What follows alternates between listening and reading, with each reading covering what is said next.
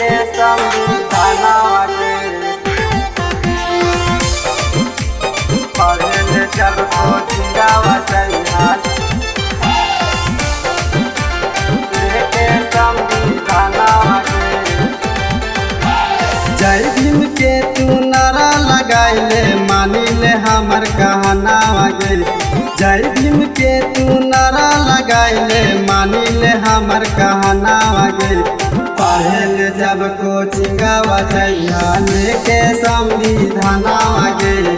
पढ़े ले जब कोचिंगवा जइहा लेके संविधानवा गे। पढ़ी लिखी के शिक्षित हो जाइनी मिलता खूब सामानवा गे। पढ़ी लिखी के शिक्षित हो जाइनी मिलता खूब सामानवा गे। पढ़े ले जब कोचिंगवा जइहा लेके संविधानवा गे। पढ़े ले जब कोचिंगवा जइहा लेके संविधानवा गे।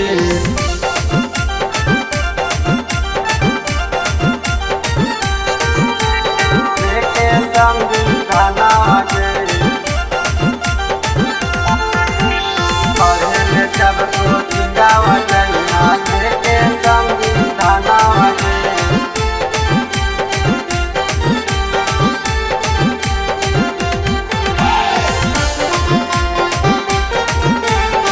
लेके संविधानवा के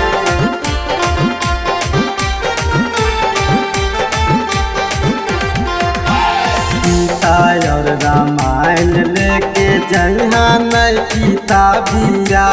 बाबा के संविधान पढ़ के उठैहा आवाजिया।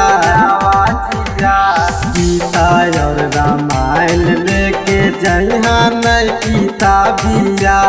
बाबा के संविधान पढ़ के उठैहा आवाजिया। रेगुलर क्लास करिहा मिलता खूब ज्ञानवा गे। रेगुलर क्लास करिहा मिलता खूब ज्ञानवा गे। पढ़े ले जब कोचिंगवा जइहा लेके संविधानवा गे। पढ़े ले जब कोचिंगवा जइहा लेके संविधानवा गे।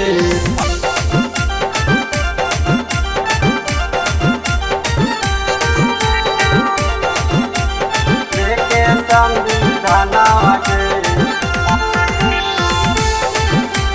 पढ़े ले जब कोचिंगवा जइहा लेके संविधानवा के।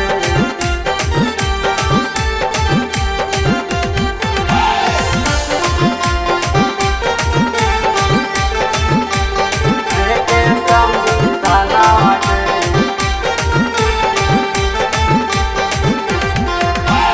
पूजा औरी पाठ के तू पढ़िहा नई चाकार में।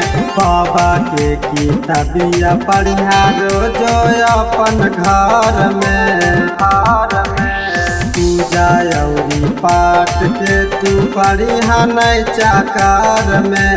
बाबा के किताबिया पढ़िहा रोज छौरी घर में।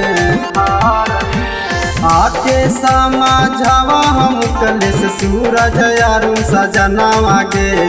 आके समझावा हम कलेश सूरज अरुण सजनावा गे। पढ़े ले जब कोचिंगवा जइहा लेके संविधानवा गे। पढ़े ले जब कोचिंगवा जइहा लेके संविधानवा